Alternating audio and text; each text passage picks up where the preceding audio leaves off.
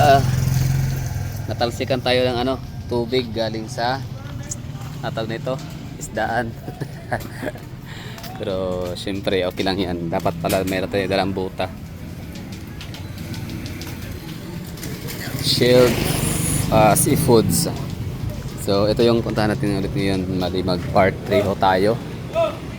Punta tayo ng manukan at hindi pwedeng hindi bibili ng breast part ng manok para naman pang adobo. Ang adobo kasi sa totoo lang napakatipid niya sa kuryente.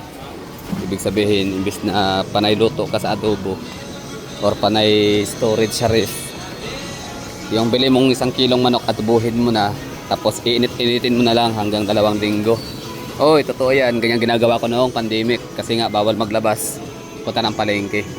At syempre wala pa nung time na yon, walang kasiguruhan kung kailan ma-left yung or kailan mawala yung COVID pandemic. Kaya ginawa ko at hindi naman ako parang hindi ako makatanggap ng tawag nito. Hindi ako makatanggap ng mga trans ano ba tawag, mga amelioration, wala ako noon eh. Siguro di ko alam. Hindi ko na din siguro pinush para ako'y napapagod lang. Ayoko magpakapagod ganun. Ngayon, binibili ko ay yun na nga, isda, bangos, no, 2 kilo.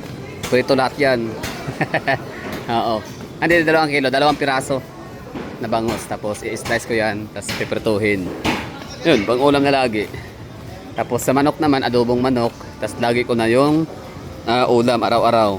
Yung adobong manok ay ano ko siya, pang 1 week to 2 weeks na ulam. So, tipid, diba? Isang lutuan lang para sa 2 linggong pang ulam. Diba? Ganun magtipid. Ang mahalaga buhay. O dami kong kakilala mga Tagalog, mga Tagaluzon, Cavite in particular. Talagang greatest flex nila yung kahit mahirap sila. Aminado kami pare, mahirap kami. Hindi kami pamilyang mayaman, hindi kami laking mayaman. Mahirap lang pamilya namin, pero alam mo, isa lang sa talagang may pagmamalaki ko. Hindi kami kumakain ng ulam na tira-tira. Kunyari, ulam sa umaga, tas may tira pa yan.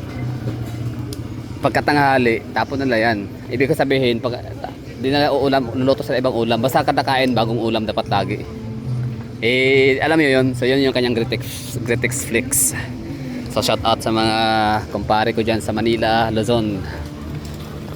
Shout out sa inyo. So yan ang Gretex Flex nila.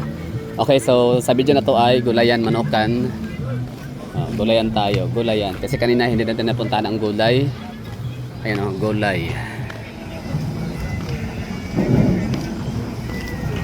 Hindi ko alam kung may namimili ba ng gulay kapag ganitong season. Kasi more on karne kasi mga tao, pansit, diba? Lumpia, prito. So yung gulay, di ko alam kung relevant sila pag mga ganitong pagkakataon, no? Ganitong season.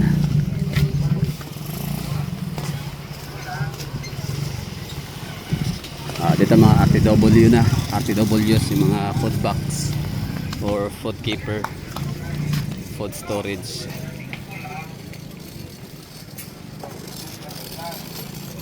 Okay, so balik tayo. Ito, ibang palengke din to, iba rin may-ari niyan, panigurado.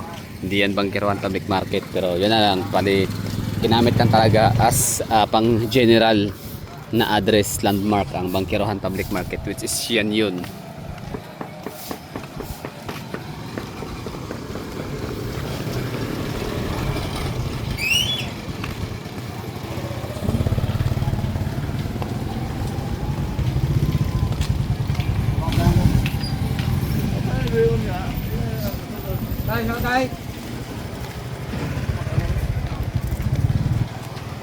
Okay, gulayan. Explore natin. Sige, let's go. Gulayan. Pwesto. Although sa kabila, meron din gulayan ha, sa may farmers market. Ito lang, gulayan lang to dito sa may Purok Pag-asa. Barangay 5A.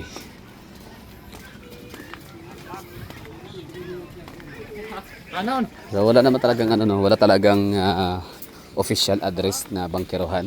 Tansya no. Tansya ko lang wala. Baga ginagamit lang siya as napakalaking landmark. So, sabihin, taga saan ka sa ano, Davao? Taga ano, Purok Pag-asa kami. Barangay 5A. O, syempre, saan yun? O, maaring nakapunta na yung tao sa Purok Pag-asa, Barangay 5A. Yun nga lang, di niya alam kung saan. Hindi niya alam na yun pala pangalan. Pero pag sinabing, saan banda yun? Anong landmark? Sa Bangkiruhan, malapit sa mga, oo, yung unahan na, no? May gym. Yun pala yun. Gilid ng ilog. Riverside. Okay. Purok 5 pala lugar dun. Barangay 5 para tawag dyan. Akala ko kasi Barangay Bangkiruhan. So actually, walang ganong barangay. Walang Barangay Bangkiruhan.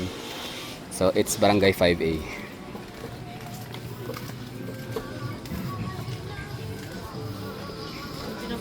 Ganon din naman sa Manila. For example, Binondo.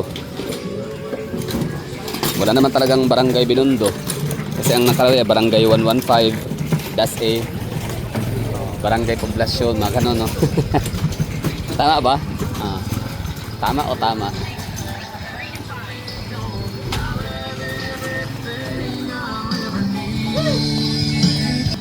O yun, no? So mula dun sa Gulayan, napababa tayo dito sa may Proktasan ulit, di ba? Sabi ko sa inyo, iba-iba ang ano dito, palengke. Hindi may-ari, hindi bangkiruhan lang, no? Marami talaga siya. Iba't iba yung pangalan, yung iba walang pangalan, basta pwesto ka lang kung pwesto. Ikaw nang bahala, saan ka gusto lugar, kung saan mo gustong pumesto.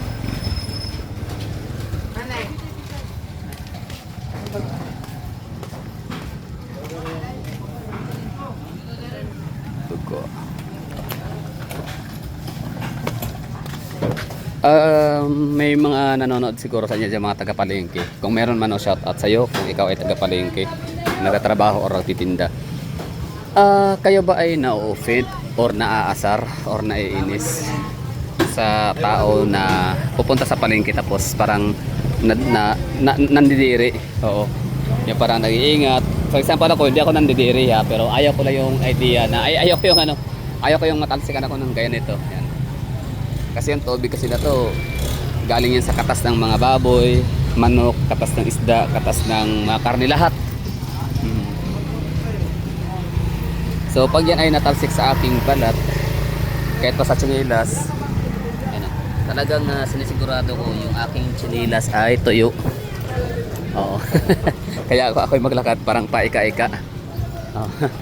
Kasi nag-iingat ako na hindi matalsikan yung aking paa, tsinelas. Kasi ayaw ko na yan nga. So dapat pala nakabuta ka dito o di kaya ay pero siguro di naman kasi ako sanay. Kaya nga ayaw ko talagang ayaw ko sa idea na mamamalingki. Gusto ko na lang dun sa talipapa, di baling mas mahal kumpara dito sa public market sa Bangkiruhan. Although ako lang naman mag-isa, hindi naman talaga ganun kailangan, need bumili ng maramihan.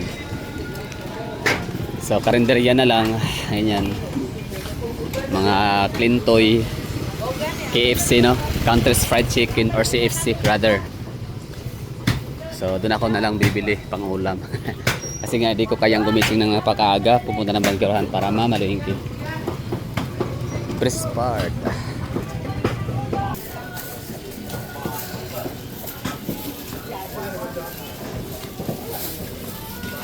Pag-ibig niya. Kung 1 kilo ba yan? Lagpas. Isa kilo og sobra. Ikaw lang, tama lang ng 200. Sobra? Imo lang inuagan. Di ba 110 ang kilo? 190. So sa tong 158, isa ka kilo og pila? Sa kilo 190. Sa nang 158 ingon mo. Ang presyo, pesos. Ang mabayaran ni mo 158. 158, abi daw 15. Okay, sige. Abi isa kilo 158 kapin. Kana pila man na. Yan ay 186. Sige, larga. Alright.